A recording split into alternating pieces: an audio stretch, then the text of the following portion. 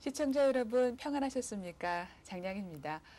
일상에서 만나게 되는 가톨릭 교리 상식에 대한 궁금증 제대로 풀어드립니다.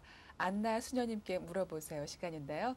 오늘도 도움 말씀 주실 남안나 수녀님, 옆에 자리에 계시는데요. 안녕하세요. 네, 안녕하세요. 네, 요즘 많이 바쁘시다면서요. 네. 학생들 질문이 늘어서 하나하나 답해 주시려면 시간이 좀 걸리시겠어요. 네, 이전보다 질문이 많이 들어오고 있는데요. 화상문화방송을 시청하는 청소년들과 어린이들의 관심이 커지고 있는 것 같습니다.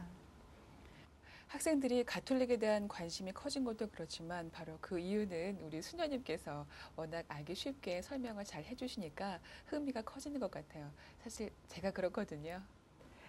예, 그래서 따로 시간을 더 써야 하고 힘이 들 때도 있지만 보람과 사명감 역시 커져서 저 또한 감사한 마음입니다. 네, 그렇게 시청자 여러분과 함께 만들어가면서 소통하는 시간이 바로 이 시간, 안나 수녀님께 물어보세요 시간입니다. 자, 그럼 오늘은 또 어떤 질문이 들어와 있는지 다른 때보다 더 기대가 되는데요. 편지 한 통 소개해드리고 계속 말씀 나누도록 하죠. 안나 수녀님 안녕하세요. 저는 올해 9학년에 올라가는 학생입니다. 지난 여름방학에 부모님과 함께 유럽 여행을 가서 바티칸 박물관과 성 베드로 대성당을 구경했습니다. 가톨릭의 역사와 문화, 예술을 느낄 수 있었고 가톨릭 신자로서 자부심도 갖게 된 좋은 기회였습니다. 그런데 일정이 짧았기 때문에 교황님이 계시는 바티칸이란 나라와 교황청에 대한 정보를 많이 얻지 못해서 아쉬웠는데요. 어머니께서 저에게 안나 수녀님께 직접 여쭤보면 좋을 것 같다고 하셔서 이렇게 편지를 드립니다. 안나 수녀님, 알기 쉽게 설명해 주세요. 네, 아주 좋은 질문이죠. 네. 예, 아주 귀한 여행이었는데 정작 이 바티칸과 교황청에 대한 정보를 얻을 기회는 없었나 봐요. 예, 저도 참 관심이 가는 질문인데요. 이 바티칸 하는데 나라 이름이죠? 네, 바티칸은 이탈리아의 수도인 로마시의 북서쪽에 있는 독립시국인데요. 바티칸 시국이 정식 명칭입니다. 교황이 통치하는 신권 국가로서 가톨릭 교회의 상징이자 중심이 되는데요. 전 세계 가톨릭 신자들의 마음의 고향으로 여기는 곳입니다. 세계에서 가장 작은 나라 아닌가요? 예, 나라 면적이 서울의 창경궁 정도 되고요. 인구도 1000여 명에 불과하니까 세계에서 가장 작은 나라가 맞습니다. 또 이 나라는 벽으로 둘러싸여 있는데요. 그 안은 바티칸 궁전과 성 베드로 대성당, 또 바티칸 도서관과 박물관, 방송국, 그리고 교회 행정과 학술, 문화, 과학 등을 관장하는 말하자면 관공서들로 꽉 차 있습니다. 네, 인구가 1000명쯤 된다고 하셨는데 어떤 사람들이 거주하고 있나요? 네, 인구 대부분이 성직자와 수도자들인데요. 인구의 절반 정도만이 바티칸의 시민이고 나머지는 단순 거주자들입니다. 그런데 특이한 것은요, 바티칸의 시민권은 이곳에서 태어남과 동시에 얻어지는 것이 아니고 여러 직책 때문에 바티칸에서 살아야 할 사람들에게 주어지는 일종의 증서입니다. 그러니까 직책에서 물러나면 자동으로 시민권도 소멸됩니다. 그리고 바티칸 시민들은 세금을 내지 않는데요. 휘발유나 생활 필수품을 구입할 때도 면세가 됩니다. 특혜가 상당히 크네요. 네, 여기까지가 이 바티칸에 대한 일반적인 얘기라면 앞서서 이 바티칸이 가톨릭 교회의 중심이고 또 상징이라고 하셨는데 이렇게 작은 나라가 그렇게 큰 의미를 갖게 되는 배경이 있을 것 같아요. 바티칸이 교회와 연관을 맺기 시작한 것은 사도 베드로가 순교한 이후부터입니다. 그 뒤 그리스도교가 공인되면서 베드로의 묘지 위에 성 베드로 대성당이 세워졌고 5세기경에는 바티칸 궁전이 건립되었습니다. 이후 역대 교황들이 바티칸 궁전 주변의 땅을 매입하였고 8세기부터는 교황령을 통치하는 교황의 정식 거주지가 되었습니다. 네, 오랜 역사를 지나면서 우여곡절도 많았을 것 같은데요. 네, 한창 번성하던 바티칸은 19세기부터 주변 군주들의 침입으로 교황령이 위축되고 1870년 이탈리아 왕 빅토르 엠마누엘 2세에 의해 로마가 점령되면서 이탈리아의 손에 넘어가게 되었지만 이후 교황들의 교황령에 대한 전통적 권리를 계속 주장한 결과 1929년 교황청과 이탈리아 정부 사이에 라테란 조약이 체결되면서 바티칸은 독립국가로 인정되어 오늘에 이르고 있습니다. 네, 세계에서 가장 작은 나라지만 이 바티칸이 가지는 의미는 상당히 큰 것 같아요. 그렇습니다. 바로 바티칸의 국경으로 설명할 수 있겠는데요. 바티칸 시국과 이탈리아 국경은 성 베드로 광장 한쪽 끝에서 다른 한쪽 끝까지 그어진 하얀 선입니다. 대부분의 사람들이 이 하얀 선의 정치적인 중요성에 별다른 관심을 두지 않고 이 선을 넘어 성 베드로 성당으로 향하지만 2차 세계대전 당시 탱크를 몰고 로마로 진군했던 히틀러도 감히 넘지 못했을 만큼 상징성이 큰 선이라고 합니다. 네. 자, 그럼 바티칸이 가지는 그 고유한 의미를 좀 짚어주시죠. 예, 바티칸은 지리적인 의미뿐만 아니라 복합적인 의미와 상징을 지녔는데요. 우선 바티칸은 전 세계 모든 가톨릭 교회를 통할하고 대표하는 교황청으로서의 의미를 갖고 있습니다. 둘째로 국제법상 독립국가로서 교황령을 통치하는 정부라는 의미도 가지며 또 셋째로 로마 교구의 교황청이라는 의미도 동시에 지니고 있습니다. 네, 세계에서 가장 작은 나라지만 그 의미와 역할을 듣고 나니까 경외심까지 생기는 것 같아요. 자, 이번에는 교황청에 대해서 알아봤으면 하는데요. 교황청, 청이란 단어가 들어가서 그런지 왠지 기관이란 느낌이 나는데 설명을 좀 해주시죠. 네. 교황청은 교황을 중심으로 한 세계 가톨릭 교회 행정의 중앙기관입니다.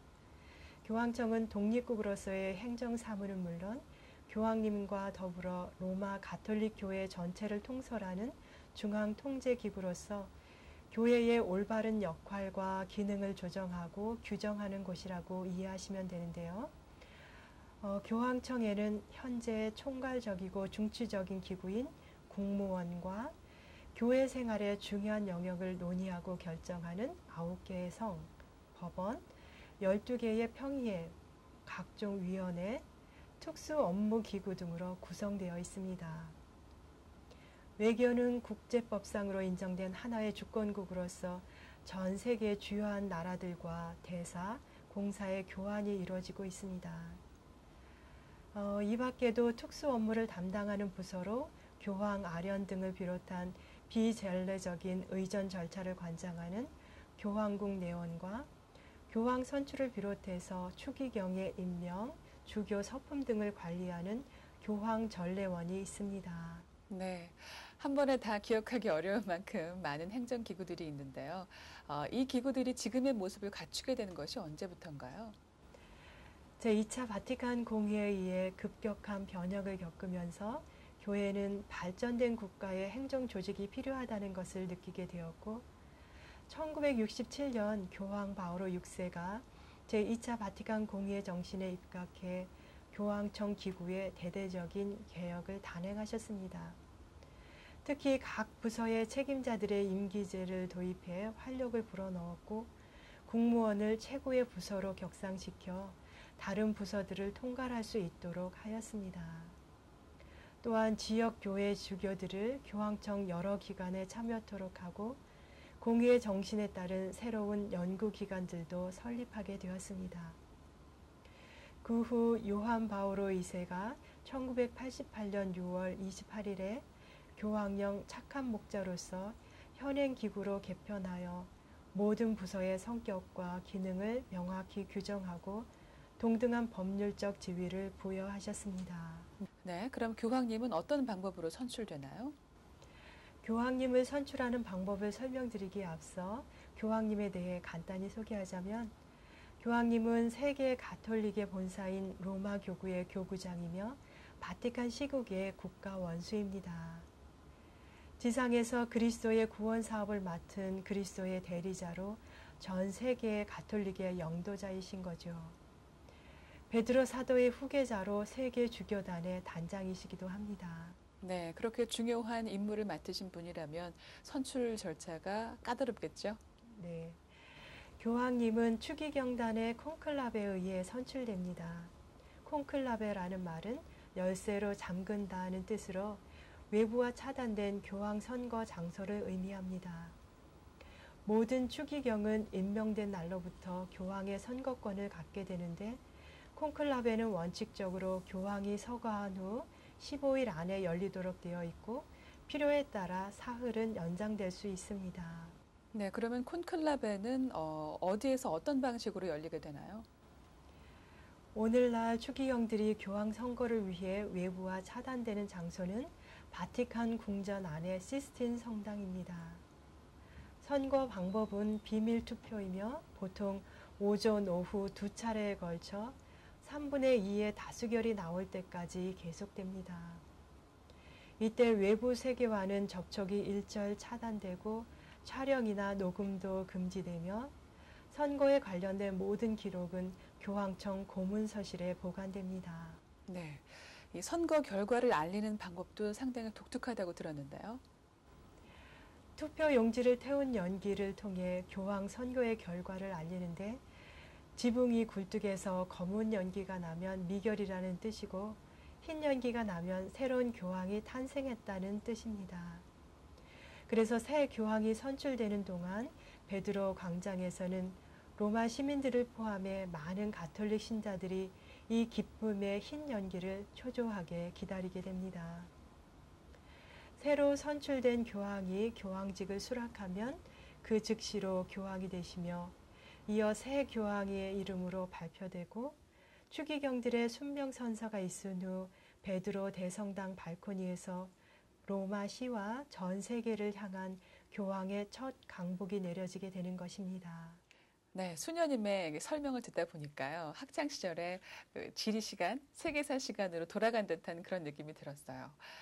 그런데 열강을 듣다 보니까요. 마무리할 시간이 다 됐습니다. 다음에 기회가 되면은요. 이 바티칸의 그 유물들, 또 예술품들에 대한 설명도 좀 들었으면 좋겠습니다. 자, 오늘 질문을 보는 학생의 그 답변으로는 충분하지 않았을까 싶은데요. 그렇죠? 네, 오늘 질문을 보내준 학생을 포함해 이 시간을 시청하는 모든 분들께 유익한 시간이 되었기를 희망합니다. 네, 안나 수녀님께 물어보세요. 이 시간에는 시청자 여러분의 참여를 기다리고 있습니다. 가톨릭 교리에 대해서 궁금한 점이 있으시면 주저하지 마시고 asksisteranna@gmail.com으로 질문을 보내주세요. 우리 수녀님께서 성심성의껏 답변해 드릴 겁니다. 자, 일상에서 만나게 되는 가톨릭 교리 상식에 대한 궁금증 풀어드리는 안나 수녀님께 물어보세요. 오늘 이 시간 마무리하겠습니다. 오늘 도움 말씀 고맙습니다. 네, 함께 해주신 여러분 고맙습니다. 다음 시간까지 안녕히 계십시오.